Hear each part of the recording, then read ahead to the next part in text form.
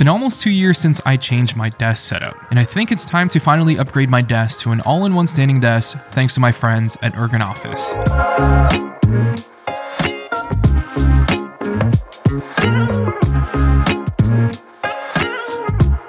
So this right here is the Ergonofis Shift 2.0 desk. The size that I got is a 72 by 30, which is probably the biggest desk that I've used in a long time. It features an antimicrobial tabletop, which is pretty smooth to the touch.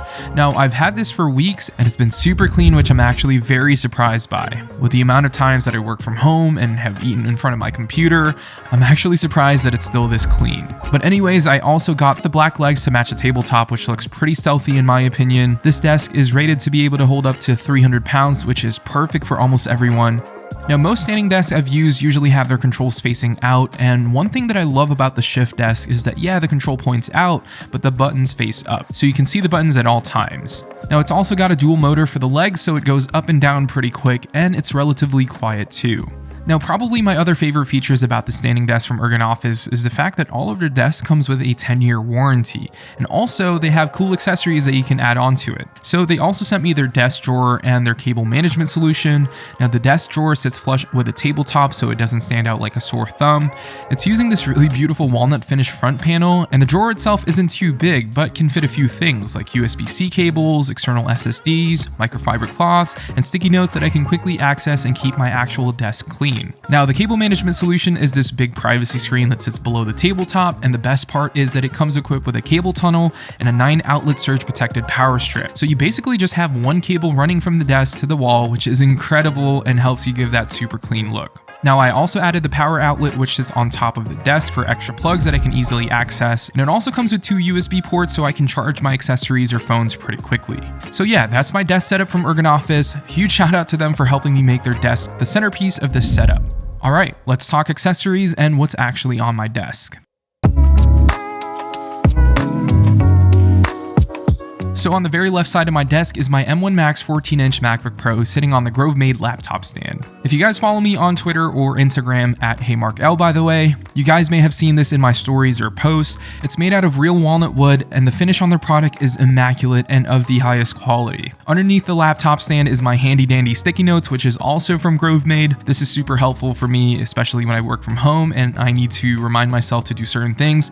I just write them down, stick them on the desk or my monitor. Next to my laptop is my MagSafe charger on yet another Grovemade product. This is their walnut MagSafe stand, and right behind that is my Shure MV7 microphone, which I use for all my voiceovers. Then I have Dbrand's Rubik's Cube, which I've yet to solve, and an Xbox controller that my friend Thunder E from Board at Work gave me during the holidays so I can properly game on my PC when playing Game Pass games. So front and center is the Ergonofis desk shelf in walnut. This thing is really beautiful and helps bring the pieces on my desk together. Now, the monitor that I'm using is my Asus 27-inch gaming monitor that I've had since 2017. It's going strong till this day, and this is the monitor that I primarily use for my gaming PC. It goes up to 165 Hz at 1440p, which is perfect for FPS games. Now, I also use this monitor for my MacBook if I ever need a slightly bigger display to edit on.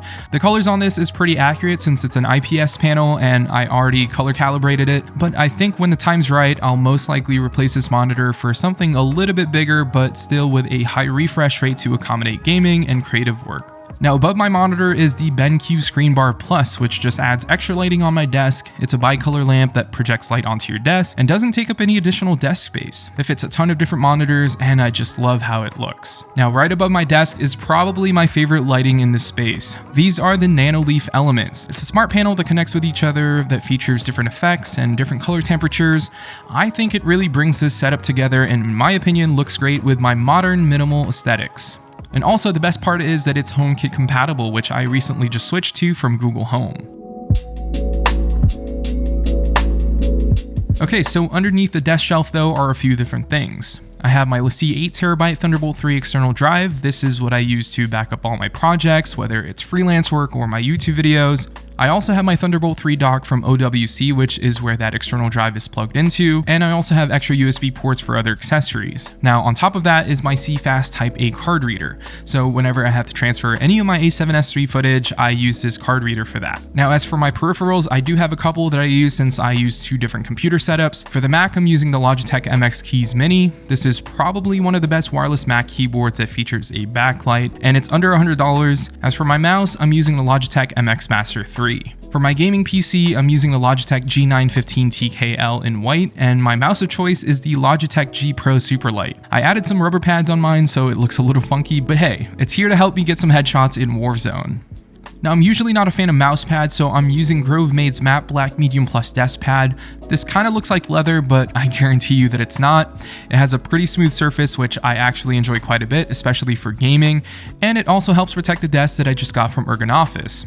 Moving over to the last section of my desk, I have my gaming PC. I'm still using the NZXT H510i. I think this is one of the most beautiful looking cases, even though airflow on this kind of blows. But besides that though, you guys may have seen this before. The only thing that I've upgraded recently is the graphics card. I'm now using an RTX 3070, which to be quite honest, doesn't feel all that much faster than my older 2070 Super. So if you're looking to buy a 2070 Super in LA, hit me up. Now next to my monitor and PC is my headphone stand, which is also from Grovemade. I only really use this stand to prop up my gaming headset, which is yet again from Logitech G, and this is the new Pro X wireless with their new Blue Ice Pop microphone attached to it. Honestly, this is hands down the best headset that I've used for gaming, although I've had one break on me once, and also my buddy Kevin the Tech Ninja had his pair break on him, so that's why I had to pre-tape the headset, because this portion where it's taped off, it's made out of plastic, and surprisingly, not a very good one, despite the hefty price tag. But it is USB-C though, which is really nice.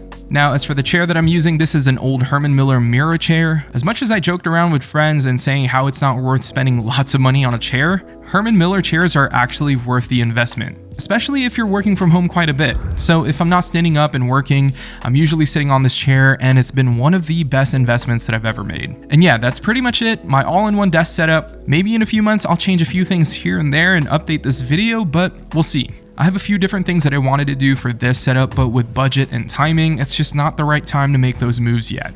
So stay tuned on the channel and subscribe so you don't miss that video, and yeah, I'll see you all in the next one.